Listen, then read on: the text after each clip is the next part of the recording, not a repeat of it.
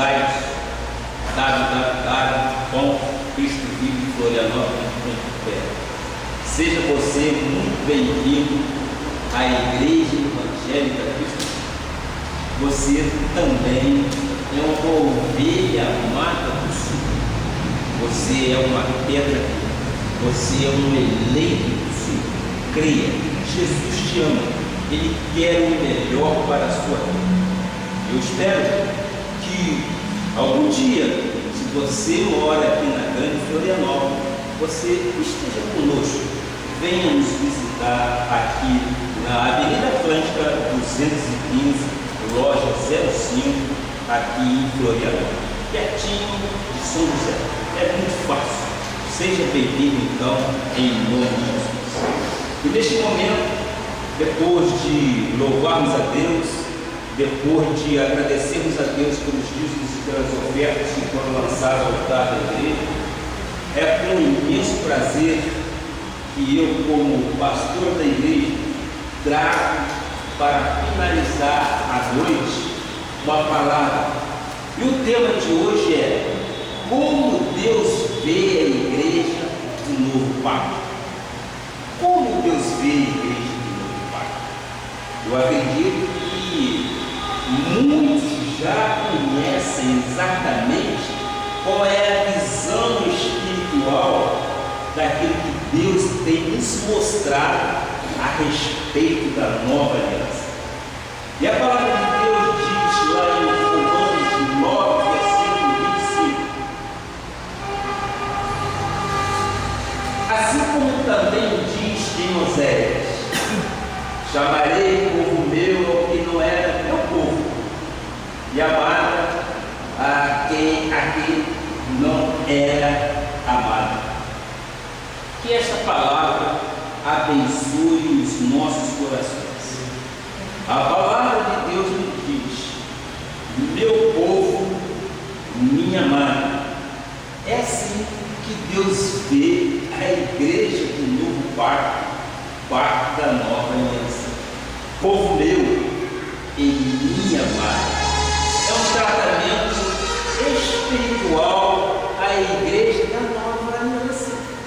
É a igreja amada do Senhor. Por isso que quando eu digo que me sinto honrado por Deus, por ser por Ele guardado, ser livre de todo o peso que antes tinha em meus ombros, eu sou grato por quê? Porque eu creio na bondade de Deus para as nossas vidas. E no novo pacto, Ele nos chama de quê? Nos chama de povo meu e minha amada. Você é um amado do Senhor. Você é um amado do Senhor. Você é de propriedade exclusiva de Deus. És considerado nação santa, povo já escolhido por Ele desde antes da fundação do mundo. Esta é a revelação da graça de Deus. Essa graça que restaura, esta graça que nos dá vida. Vida em nosso coração. Oremos ao Senhor Jesus.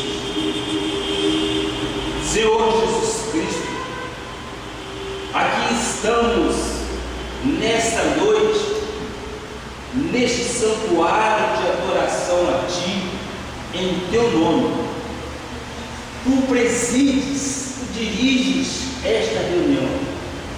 Este é um momento sagrado, momento sublime, momento único, quando a noiva de Jesus, ataviada de branco, sem manchas, rugas ou defeitos, mas santa e preciosa, lavada pelo sangue do Cordeiro que é Jesus, se apresenta diante de Ti, meu Pai, como Criador de todas as coisas, e diz: eis-nos aqui.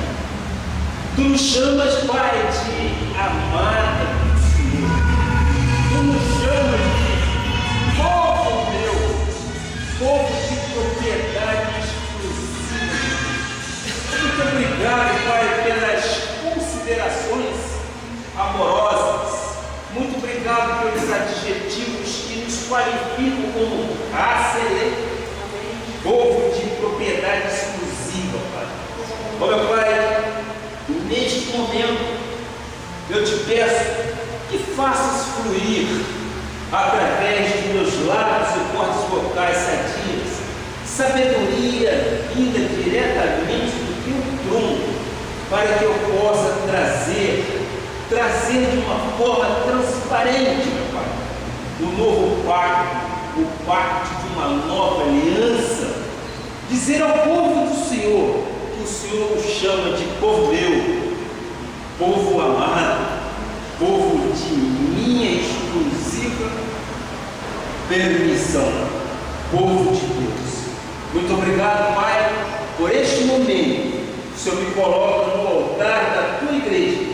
Eis-me aqui para te servir. Usa-me de acordo com a tua vontade, em nome de Jesus. E todo povo que ama a Deus diga amém, amém e amém. Glória a Deus.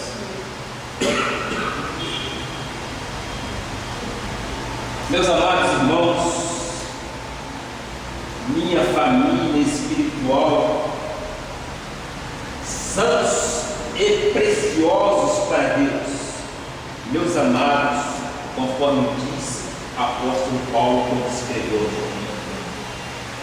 o Senhor Jesus Cristo, quando criou a sua igreja, Ele não viu apenas um grupo de pessoas, Ele viu sim um grupo de ovelhas.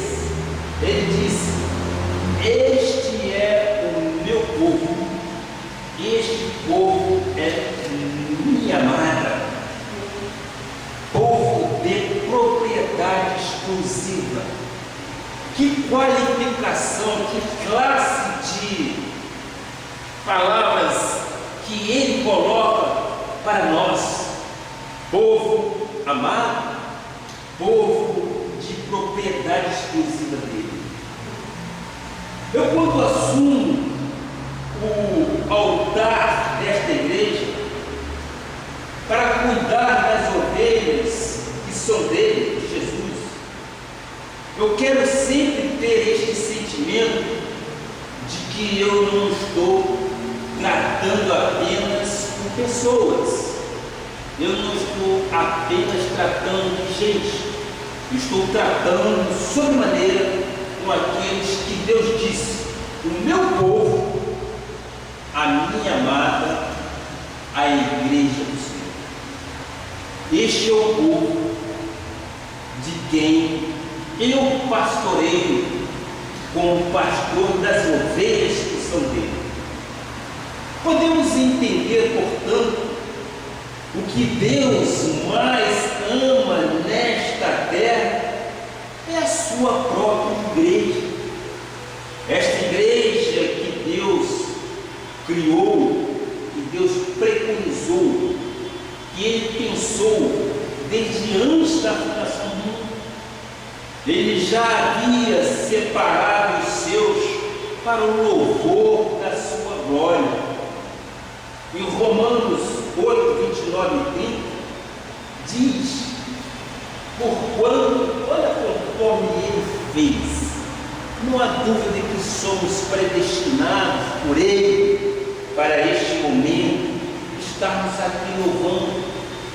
Porquanto aos que de antemão conheceu, também os predestinou para serem conforme a imagem de seu Filho, a fim de que ele seja o primogênito entre muitos irmãos.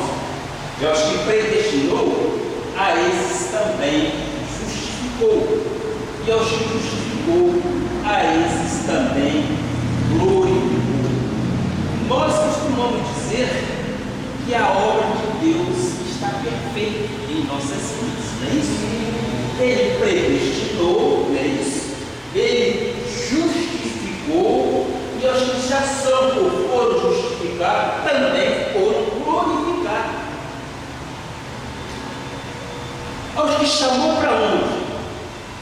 Exatamente aos que chamou para a igreja. Ele justificou, ele glória dele passou a reinar em minha e em tua vida. Nós precisamos, evidentemente, entender o que é uma igreja. Muito do que você vê, ouve e assiste, que se diz Igreja de Jesus, na realidade não tem nada a ver com a igreja cristã. Nós vamos ver isso. Uma igreja, para ser uma igreja cristã, o que ela tem que fazer? Ela tem que pregar, ela tem que viver o evangelho da incircuncisão. Disse Paulo quando escreveu aos Gálatas 2, versículo 7. Nós vamos aos pouquinhos dissecar esta palavra, porque ela realmente é uma palavra que nós temos muito problema da predestinação e do impacto que o novo pacto trouxe para as nossas vidas. Gálatas 2,7 diz: antes, pelo contrário, quando viram que o evangelho da incircuncisão lhe fora confiado, como a Pedro da circuncisão. Quando Deus quis falar aos judeus, ele levantou, ele usou quem? Ele usou Pedro. Pedro, que é um ministério aos judeus, ou seja, o ministério da circuncisão.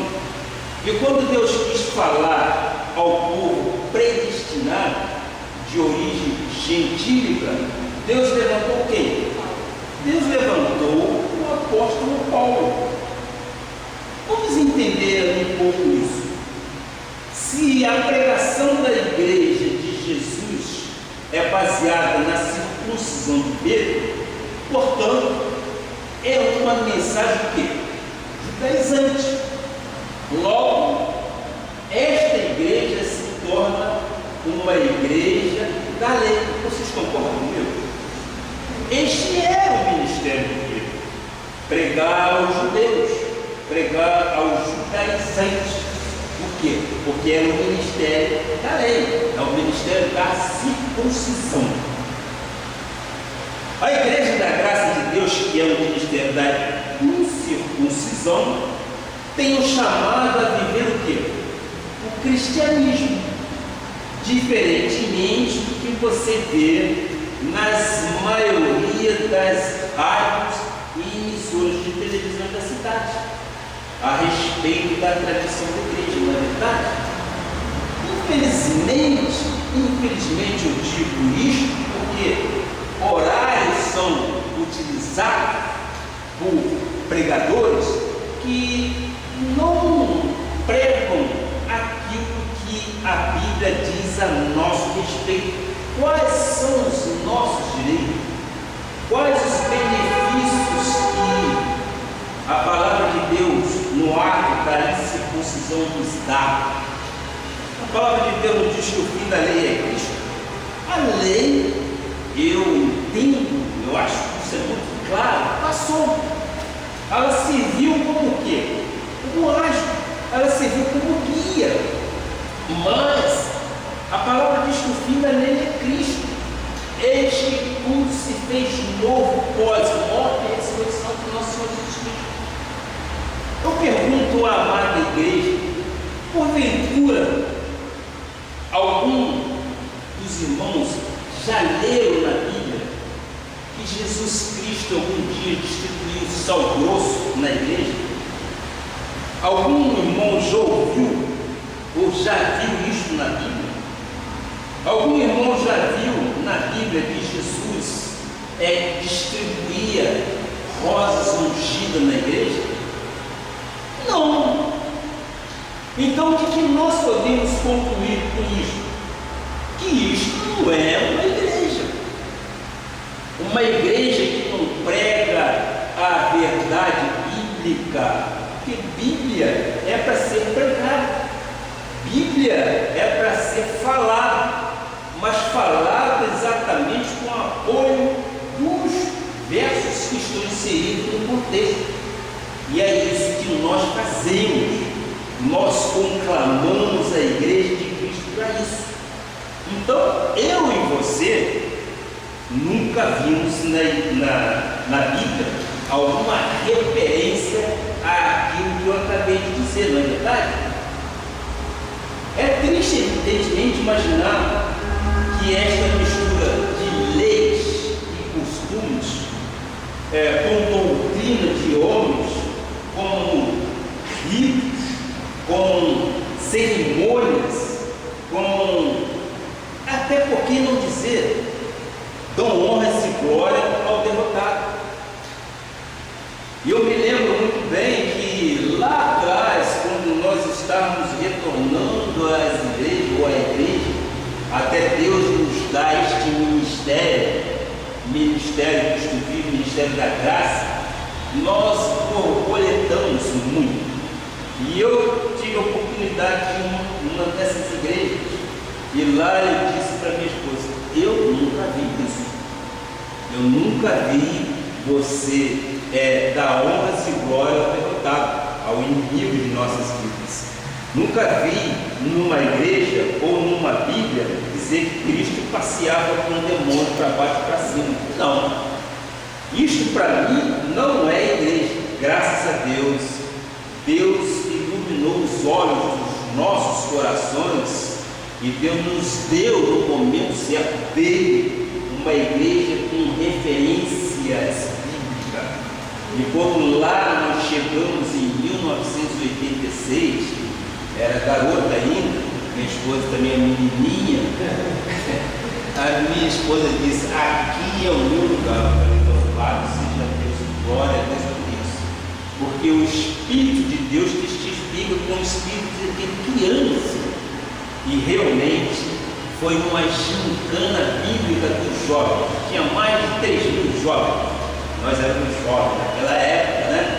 Então nós participamos e foi realmente maravilhoso.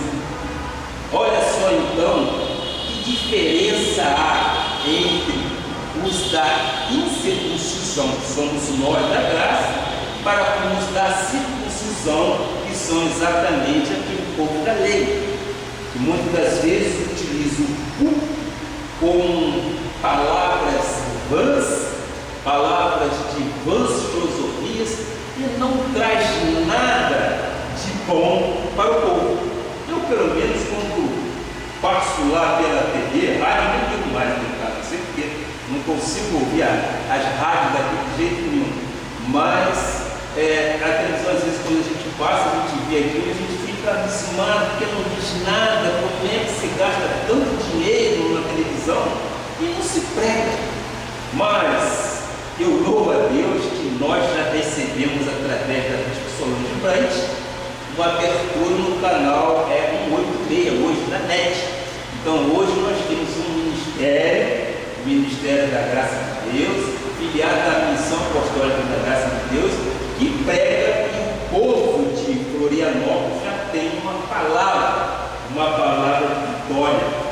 Glória a Deus por isso, isso é muito bom, e é exatamente isso que nós queremos e que nós precisamos. Em 1525, disse eu uma certa ocasião, repito neste momento, Martinho Lutero se insurgiu contra a Igreja Católica. Ele também não concordou ou não concordava na época com aquilo que a Igreja Católica pregava, aquilo que a Igreja Católica mostrava. Ele contestou em sua tese que a Igreja Romana pregava e estava tudo errado. É exatamente isso que nós entendemos. O que prega a Igreja Católica? A Igreja Católica não abre a Bíblia. A Igreja Católica não utiliza a Bíblia como referência cristã, não. Então fica uma situação difícil. Mas nós cremos que Deus colocou este ministério para quê? Para que nós possamos sim dizer em alta voz que Jesus nos fez imagem e semelhança dele, que Jesus nos fez uma nova criatura, que nós cremos no poder de Deus em nossas vidas, que nossas vidas estão totalmente dependentes dele. Nós cremos e nós falamos ao mundo que a nossa suficiência vem exclusivamente do Pai. Isso é honra e glória que nós prestamos ao nosso Senhor Jesus. E é isso que a Bíblia diz que nós temos que ser: servos bons e fiel. Por quê? Porque nós estamos crendo no poder de Deus em nossas vidas. Evidentemente, quem tem a responsabilidade de ensinar, fica difícil de ensinar se não utilizar a graça. Porque sem a palavra de graça, sem a palavra que é restauradora, nós ficamos embargados, como que nem Moisés, tá? Nós não conseguimos pregar. Por quê?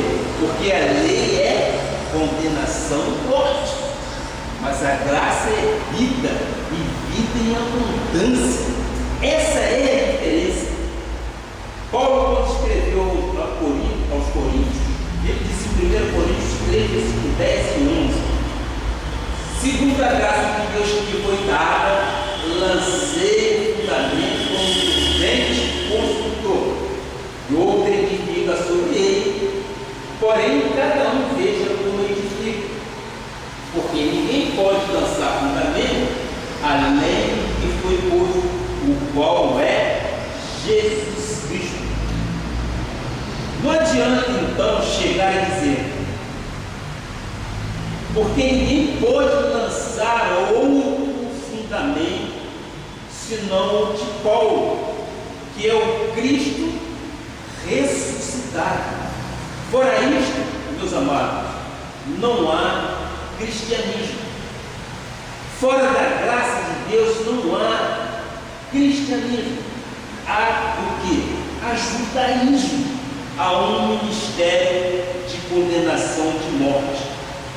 Quando Paulo disse em Romanos 8, versículo 1 e 2, ele disse, Romanos 8, versículo 1 e 2.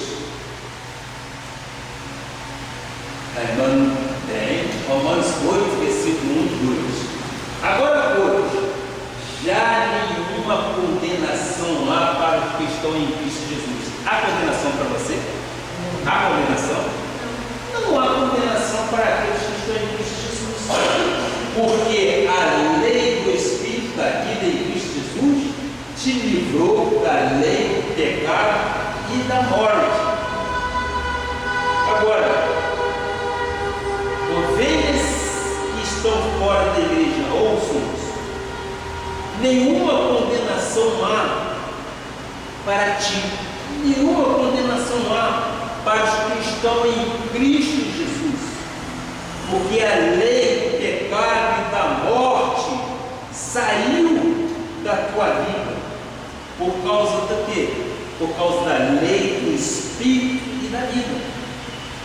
A lei do Espírito e da vida te livrou do pecado e da morte.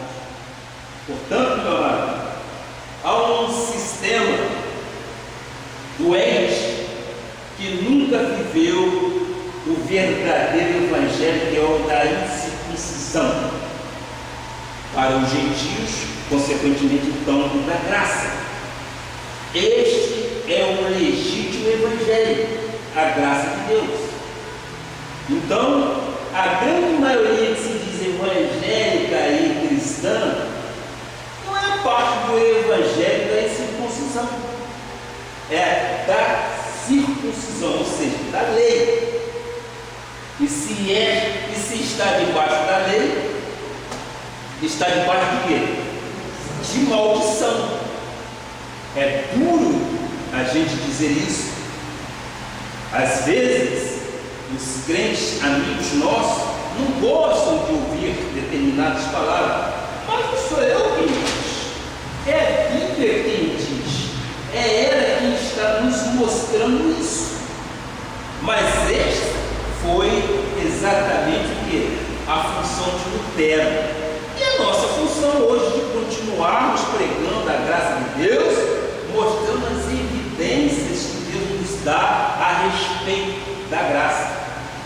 evidentemente, se me derem um culto numa igreja da lei, eu tenho que ter muito cuidado para não machucar as ovelhas que estão ali, porque pode criar um problema sério.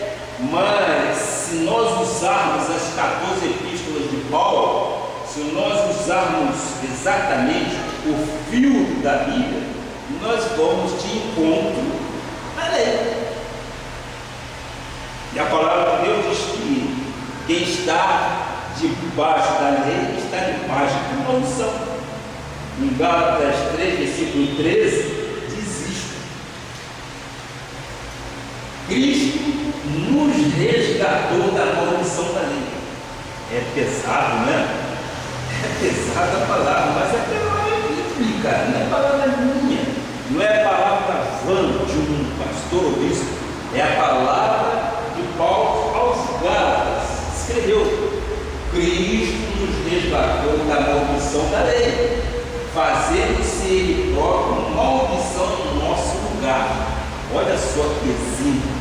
Ele se fez maldito na cruz em nosso lugar, porque está escrito: maldito todo aquele que for pendurado em madeira. Maldito todo aquele que for pendurado em madeira. Paulo nos diz: Cristo nos resgatou da maldição da lei, fazendo-se Ele próprio, Jesus Cristo, maldição, em meu e em teu lugar. Ele foi o quê? Ele foi o nosso substituto. Por que nós vamos nos representar, nos colocando numa cruz e fazendo aquilo que Cristo fez? Isto é um símbolo de maldição. Nós não podemos imitar o Cristo na carne, nós temos que imitar o Cristo ressuscitado. Ele foi o nosso substituto. Maldito todo aquele que for pendurado em madeira. Diz que Cristo nos redimiu da maldição da lei. Ou seja, Cristo nos redimiu do evangelho da circuncisão, dos rudimentos da lei. Cristo já nos redimiu de tudo isso.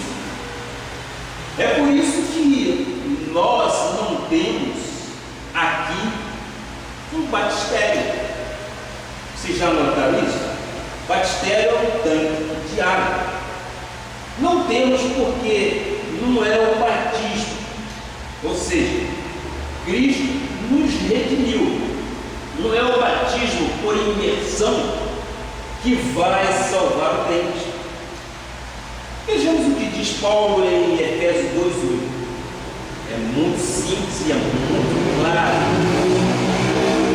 Há um texto, mas nós não podemos discutir com Deus. Porque pela graça você é salvo. Não é o batismo por imersão que salva.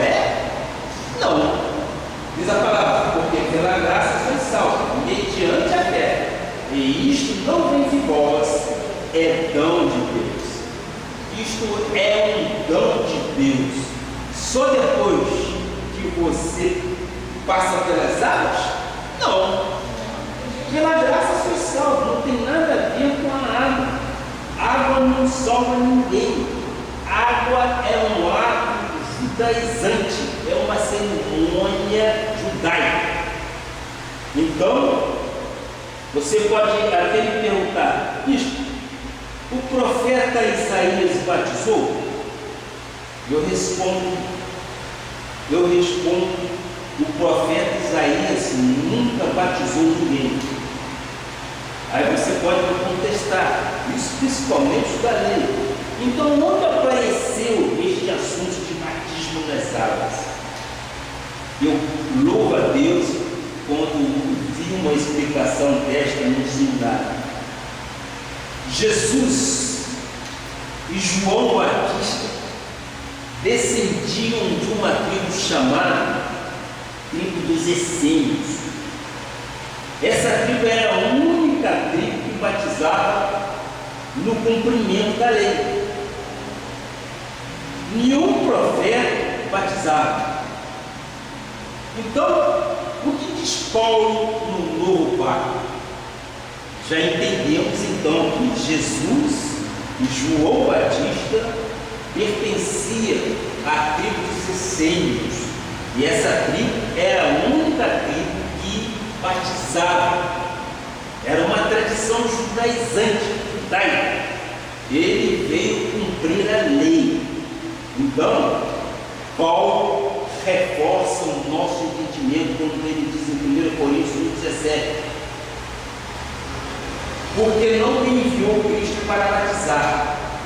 Ele está falando para o povo de Tiro, para o povo da graça, mas para pregar o Evangelho, não com sabedoria de palavra, para que se não anule a cruz de Cristo.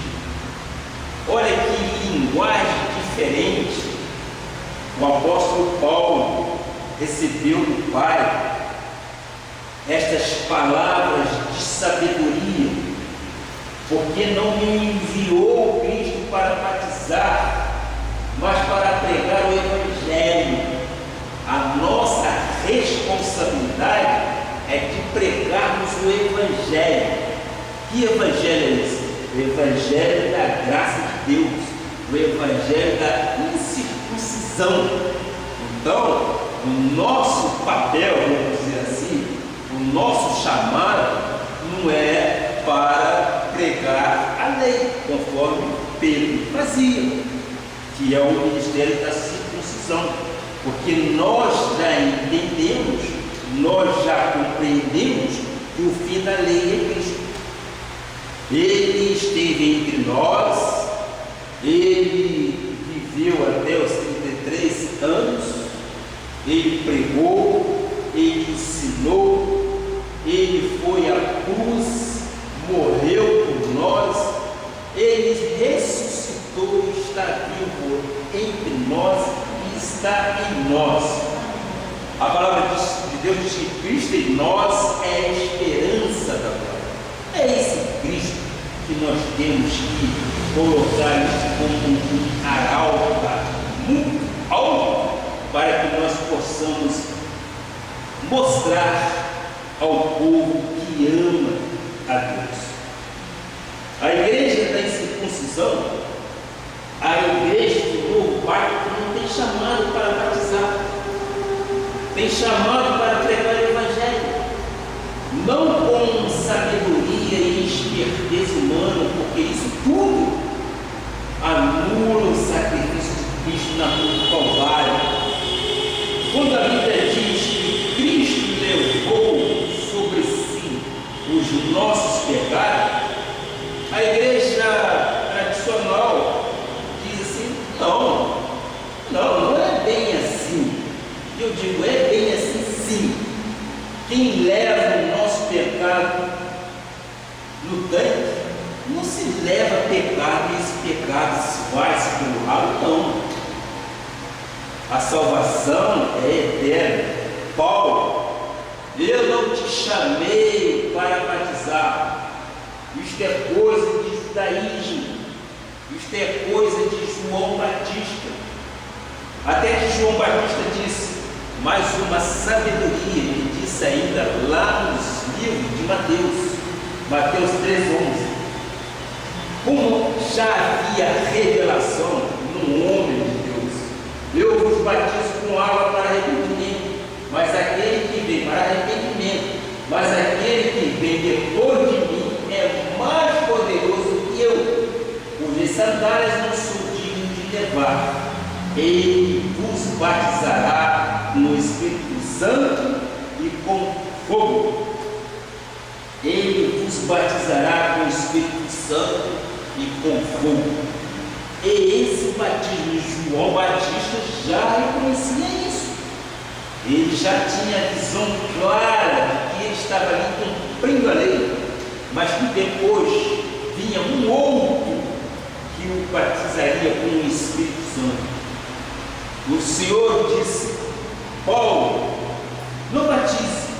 E Paulo disse: eu não fui chamado para batizar, eu fui chamado para pregar o Evangelho, não com uma palavra de sabedoria, porque senão eu anulo a cruz de Cristo. Quando você começa a colocar sabedoria humana, você está entrando exatamente num campo que tende a anular tudo aquilo que Cristo fez por nós na cruz. Ele fez de uma vez por todo. Senão, o que valeria a Ele ter aquele sacrifício todo, ter os espinhos, ter aqueles cravos, aquela lança passada no seu corpo? Por que valeria isso? Nós, em hipótese alguma, podemos anular a cruz de Cristo. Cristo em nós é a esperança da glória. E Ele diz que nós somos templo do Espírito Santo. E Ele diz que na cruz do Calvário Ele carregou todas as nossas enfermidades. Ainda que passemos dificuldades ou adversidades em nossas vidas, mas nós temos que crer firmemente que Ele já carregou sobre a cruz do Calvário as nossas enfermidades. E é por isso que nós chamamos de enfermidade uma mentira. Nós não podemos, eu não recebo no meu espírito a doença. Eu não recebo, ainda que eu passe pelo vale da sombra da morte, eu não recebo. Eu recebo de Deus que Ele carregou sobre si todas as nossas enfermidades e que pelas suas chagas nós já fomos sarados. É desta forma que o cristão tem que se comportar, tem que declarar. É evidente que nós temos que procurar um médico. O médico é uma pessoa que Deus colocou para tal. Deus deu sabedoria. Mas antes de você ir ao médico, eu te peça a Deus que te dê um médico e um remédio certo para que você seja de uma vez por todas sarado. Porque nós cremos que Ele deu o médico sabedoria e através do médico nós vamos encontrar, digamos assim, conserto para os nossos corpos. Mas sabemos que Deus é quem está operando ali em nossa vida. O que Jesus passou na cruz, eu quero e posso dizer a você que não foi um espetáculo para um filme ser mostrado. Ele estava lá por mim e por você, pensando em mim e em você. E quando Ele gritou no último esforço que Ele disse, consumado és tu, Ele realizou a salvação e a remissão de pecados para sempre. Amados, vamos ser um pouco realistas. Vamos voltar a ler a Bíblia. A Bíblia tem razão em tudo aquilo que diz. Nós não podemos anular o sacrifício de Cristo. O Espírito disse a Paulo, não batize. Isto é coisa de quê? É coisa de judeu, é coisa de judaizante. Isto é anular o sacrifício de Cristo. Pois Ele se fez o quê? Ele se fez maldição para que eu ficasse livre da maldição. Ele se fez o quê? Castigo para que eu ficasse livre da lei e do castigo. Batizar em águas para perdão dos pecados é levedar a massa, é anular o sacrifício de Cristo, é adulterar o Evangelho da verdade. Quando Paulo compreendeu isto, ele disse aos Hebreus 6, versículo 1: por isso, depois de ter compreendido todo o pacto da graça de Deus, e que ele não nasceu para batizar e sim pregar, ele começou exatamente a colocar aquilo que ele teria que fazer ao povo gentil. Por isso, como de parte dos princípios elementares da doutrina de Cristo, deixemos levar o que é perfeito. Isso sou eu, não é o bispo Jones que está falando, é Deus ali falando Eu te peço, irmão, reaja. Não fique questionando a Bíblia. Procure praticar a Bíblia, sim. Quando ele diz, ponde de parte, o que é isso? É pôr de lado, é pôr para fora de sua vida os princípios elementares da doutrina de Cristo e se deixar levar para o que é perfeito. Então, existe um ministério perfeito e outro imperfeito. Ponde de lado, ou seja, deixa de lado, deixa as coisas velhas para trás e busque exatamente sabedoria, perfeição naquilo que é restituição para a sua vida, aquilo que é valoroso para a sua vida, aquilo que é perfeito. Então, como disse, há uma mensagem imperfeita, não é verdade? Ponha de lado e busque exatamente levar para o que é perfeito, nós entendemos que há uma mensagem imperfeita. Versículo 1, parte A e versículo 2. Não lançando de novo a base do arrependimento de obras mortas e da fé em Deus. No ensino de batismo, veja só o que diz a palavra. E da imposição de mãos, da ressurreição dos mortos e do juízo eterno.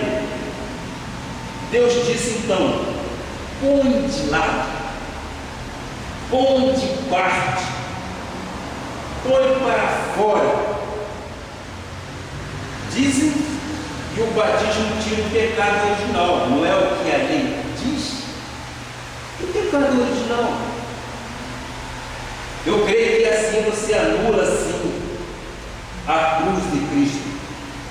O que Paulo disse em Gálatas 2:21. Veja só, não anula a graça de Deus.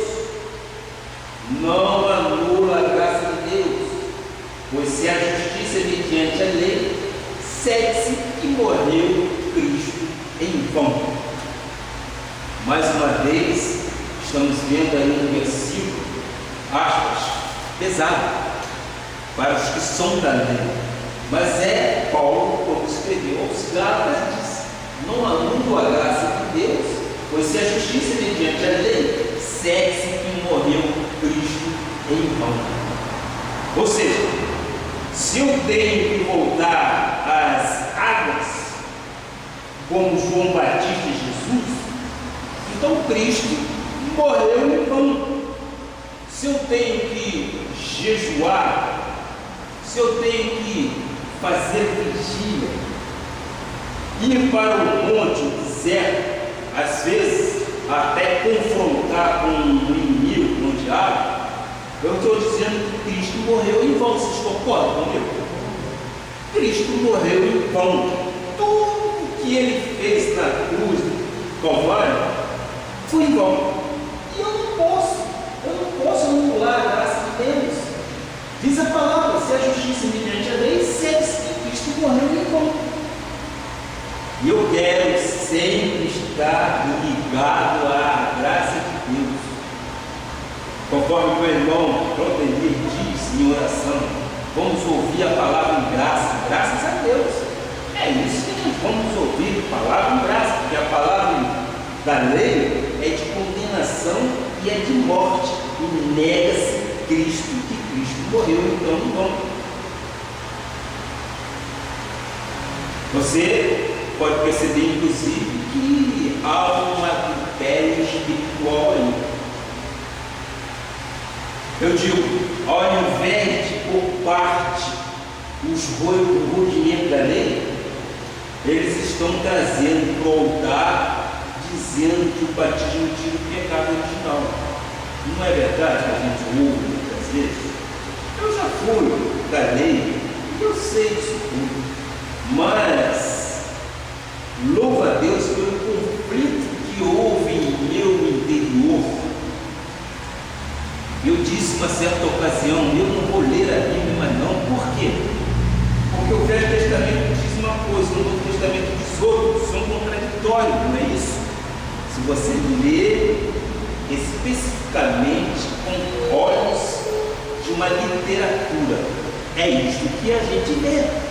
O Velho Testamento diz uma coisa, o Novo Testamento diz outra. São antagônicos.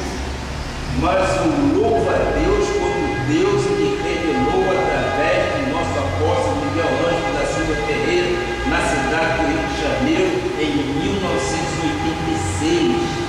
Eu me lembro até onde eu estava, naquela igreja, naquele momento. E quando ele revelou a graça de Deus, minha amada pastora, meu amado irmão Cristiano, eu falei para mim, é isso que eu precisava ouvir. É isso que eu precisava ouvir. Agora sim eu entendi tudo. E a graça me cortou de cima e embaixo. Eu amei aquela palavra de uma tal forma que, graças a Deus, os meus olhos espirituais foram totalmente abertos. E muitos que não são da incircuncisão ou não são da graça, contestaram, mas não pode pregar assim, que não sei. Mas eu falei, é isso que eu queria ouvir, é isso que eu quero para a minha vida. E graças a Deus, a graça está aí desde 1986, foi contestada muito, foi deveras contestado, falado, recriminado, mas aprove Deus revelar a ele, como revelou ao apóstolo Paulo, e hoje nós estamos no mundo inteiro com esta graça maravilhosa. Estamos inclusive nos países lá muçulmanos que jamais poderiam ouvir a palavra de Cristo, mas a internet nega. Nós estamos pregando. Nós não somos reformistas, segundo Martinho Lutero? Nós não estamos continuando a reforma protestante? Estamos sim, porque nós não anulamos a graça de Deus. Nós cremos sim. Muitos dizem que o batismo nas águas é para morrer a velha natureza, porque eles baseiam em Romanos 6,3. Romanos 6,3. Ou, porventura, ignorais que todos nós que fomos batizados em Cristo Jesus fomos batizados na sua morte. A tradição da igreja diz que quando eu entro num batistério, eu entro num túmulo, e quando eu me batizo, os meus pecados são enterrados no túmulo. Depois, a água está cheia de pecado e é jogada fora e vai para o ralo. É o que diz. É o que diz exatamente a tradição da lei. E eu digo para você com veemência de um pastor, é mentira. Tudo isso é mentira. Hebreus 9, versículo 9 e 10 diz isso numa parábola. É isto uma parábola para a época presente. E segundo esta, se oferece tanto dons como sacrifícios, embora estes, tocante à consciência, sejam ineficazes para aperfeiçoar aquele que presta culto, os quais não passam de ordenanças da carne, baseadas somente em vidas e diversas abluções, impostas até o tempo oportuno da reforma. Eles impunham, mas o tempo da reforma chegou. O que a reforma diz? A reforma diz exatamente aquilo que nós já dissemos aqui no versículo. Ponha de parte os princípios elementares da doutrina de Cristo. Deixa-se levar pelo que é perfeito. Não é isso? Esta é a reforma. A reforma quer que nós deixemos de lado aquilo que é imperfeito e passamos a usar aquilo que é perfeito. Quando Paulo diz em 1 Coríntios 5,7: lançai fora o velho fermento, para que sejais nova massa, como sois de fato, sem fermento. O que que é um fermento? É a lei. A lei é um fermento. A lei tem muito mais estragos na vida do povo de Deus do que a graça. O livro de Tito 1, versículo 10, Tito 1:10, porque existem muitos insubordinados, palradores, frívolos e enganadores, especialmente os da circuncisão, especialmente, aspas, os da lei. Circuncisão é o mistério da lei. Quando você está ouvindo um pregador da lei, você está ouvindo o quê?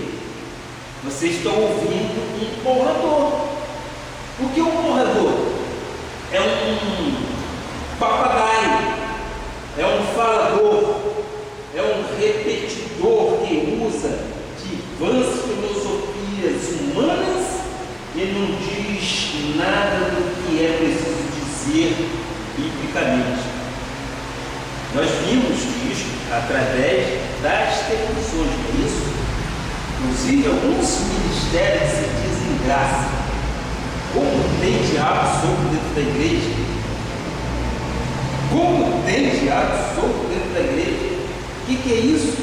A igreja de nosso Senhor Jesus Cristo, que predomina ali o Espírito Santo de Deus. Nós não podemos dar exatamente glórias ao inimigo. Nós não podemos dar glórias ao inimigo. Nós chamamos isso então de filosofias humanas. Desculpa.